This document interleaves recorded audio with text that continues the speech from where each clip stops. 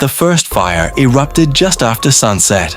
A quiet evening in downtown Los Angeles was shattered by a massive explosion, sending a plume of smoke into the sky. Sirens wailed as fire trucks tore through the streets, their flashing lights painting the city in red and blue.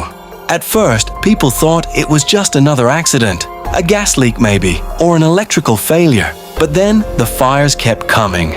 Within hours, flames consumed buildings in Echo Park, West Hollywood, and even parts of Beverly Hills. Panic spread faster than the fire itself. People fled their homes, their faces streaked with soot and fear. News helicopters hovered overhead, broadcasting images of an apocalyptic skyline. Something about it didn't feel right. Fires don't just start on their own. Not like this. Detective Ryan Calloway stood in the middle of the chaos, watching embers swirl in the night air. He had seen fires before. Arson cases, accidents, even wildfires creeping in from the hills. But this was different. It felt deliberate. Then came the first real cruel. "Detective!" a firefighter shouted, running toward him with something in his hand. "You need to see this." Calloway took the charred device from the man's gloved hand. It was small, blackened from the heat, but still recognizable. A remote ignition mechanism. His gut twisted. Someone had started this fire on purpose, and they weren't done yet. By the next morning, Los Angeles was in a state of emergency. The fires hadn't just destroyed buildings, they had ignited fear. Social media was flooded with speculation. Was it terrorists? A serial arsonist? Some even whispered conspiracy theories about the government. Calloway wasn't the type to jump to conclusions, but something about this felt calculated.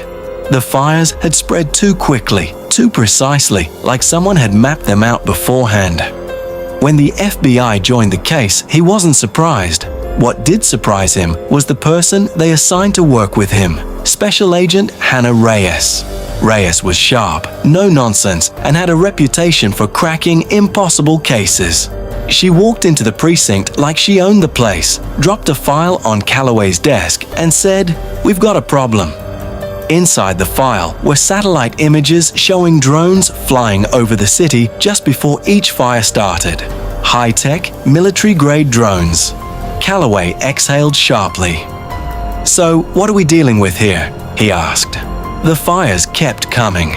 The next target was a shopping mall in Glendale, then a police station, then a hospital. Every time they thought they were a step ahead, the arsonist or arsonists were 2 steps further. Then they found it.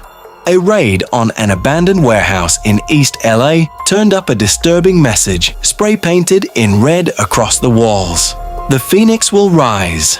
Scattered across a table were blueprints of key city landmarks, City Hall, the power grid, even LAX. Someone was planning something huge. Reyes ran the phrase through FBI databases and came up with a lead, an underground activist group known as the Phoenix Movement. They had been vocal about corruption in government, about the need for a reset. But when they tracked down the group's leader, his reaction was unexpected. "You think we did this?" he scoffed, shaking his head. "This isn't us. This is them."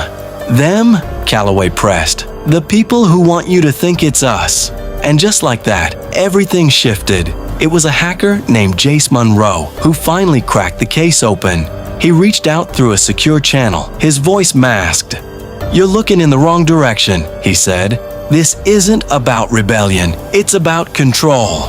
Monroe had intercepted classified government transmissions. What he found was damning. Messages discussing acceptable collateral damage and necessary sacrifices to ensure the passage of something called Project Sentinel. "What the hell is Project Sentinel?" Calloway asked. Reyes already knew. She rubbed her temples, exhaling.